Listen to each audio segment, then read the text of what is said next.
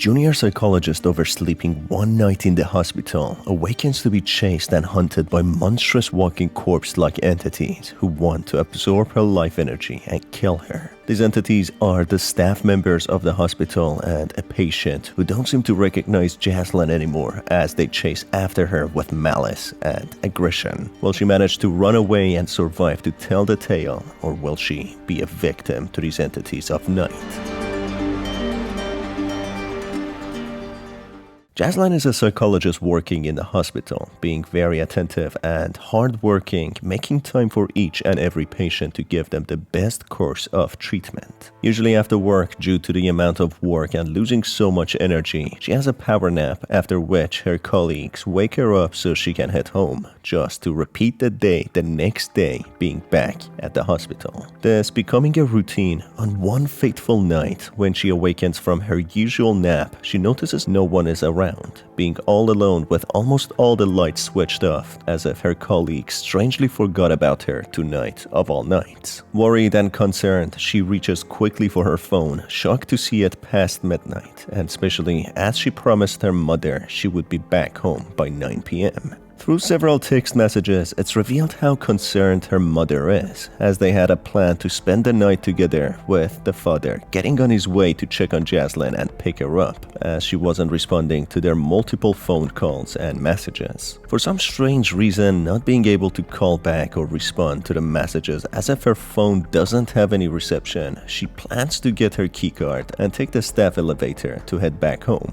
On her way, she notices a portrait of the staff nurse called Denise, who has red carvings on her face, as if drawn using actual blood, which makes her confused to who could have done this, and why is the portrait here? Is it possible someone is playing a tasteless prank on her, as that would explain why no one woke her up? Maybe it is a meticulous prank being played on her. Going to the reception to see if she can find anyone, she is faced with Mr. Vartek, a patient in the hospital who is over 2 meters in height, having a very unsettling appearance. For some reason, he is freely roaming around the hospital, posing great danger to anyone who would come into direct contact with him. This, yet again, confuses Jaslyn, as who would in their right mind let him out, starting to think something terribly has gone wrong in the hospital, as no one would ever play pranks as such. Managing to go to the consultation room number 63, she finds a child's drawing by Dr. Karen's son, given to her on Mother's Day, being a proud mother who has the privilege of having a loving son. To her shock, Jaslyn finds similar carvings on the depiction of Dr. Karen on the drawing, as if these symbols have some sort of hidden meaning, symbols which have suddenly started appearing on portraits and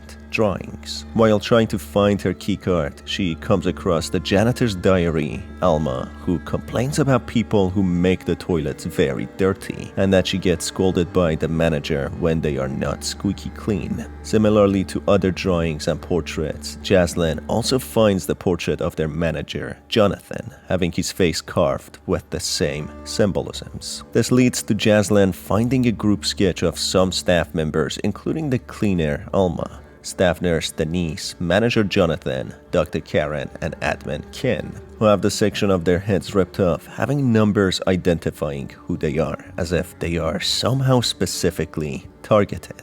This eerie sight gives Jaslyn frights, feeling her skin crawl, not knowing what is going on, yet not being able to help but have some grim and horrible imagery in her mind that, if this is not done by the patient or some supernatural entity, there must be some horrible intruders who have sinister intentions. Having enough and rushing back to the elevator while trying to stay out of sight from Mr. Vartek, Jaslyn manages to reach the elevator, which seems to be malfunctioning and out of service, being somehow barricaded and blocked off by some sort of incantation, a series of verses as if putting some sort of spell on the elevator. Not believing what she sees, understandably second-guessing herself if she is still asleep, having a surreal nightmare, she continues on solving a few puzzles in order to possibly break the spell and access the elevator. Meanwhile, in the pharmacy, she also encounters an another large person, the pharmacist, Miss Tam, who is hostile and chases after Jaslyn, who reacts weirdly to light being turned on. She becomes stiff like a statue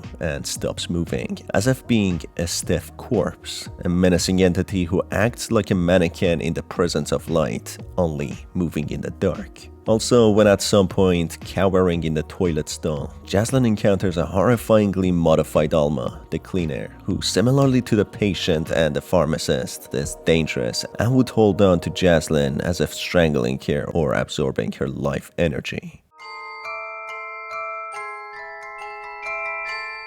Finally, managing to free the blue flame from the pharmacy, Jaslyn manages to break the spell at the elevator and use it to go outside and back home. But of course, the world as she knows it might be already different, and her father coming to the hospital to collect her might somehow become the way the staff and the patient at the hospital became. So was this all a twisted prank? Was it a surreal nightmare? Or were the staff and the patient actually infected by something mysterious, making them lose their mind and become severely aggressive? Visiting a storeroom in the hospital, Jaslyn finds an artwork of Jiangxi, seeming as if it is a preserved head inside a container, looking very realistic. Jiangxi is a Chinese legend about a reanimated corpse or a hopping vampire who has a stiff body attacking others. It's a possibility this is an actual head of Jiangxi, with someone experimenting with it, causing others catch the disease and become a Jiangxi. Therefore, when Alma, the cleaner, was talking about cleaning a mess in the toilet being red as if blood, it could be the source of the spread of the disease, making many sick and infected by the disease, leading to them become Jiangxi. The folklore or the story goes as the Jiangxi being a stiff corpse who kills its victims by absorbing their life forces, which is what we see happen to Jaslyn, who dies by the enemies who simply hold onto her. Additionally, Jiangxi avoids light and day, coming out during nighttime, which further explains why the enemies appeared at nighttime and Miss Tam in the pharmacy stood still when the lights were turned on. Furthermore, there have been mentioned to be many causes for someone turning into a Jiangxi. Some are described to be due to injuries sustained from a Jiangxi and surviving. Therefore, the pharmacist, the cleaner, and the patient turning into Jiangxi could be due to the Jiangxi virus, depicted through a head being in the storage room with the mouth having blood dripping. Some other ways to make one into a Jiangxi is through using supernatural arts to resurrect the dead or spirit possession of the dead body. Hence why we see so many drawings and paintings of the targeted victims and weird symbolism making those people into Jiangxi.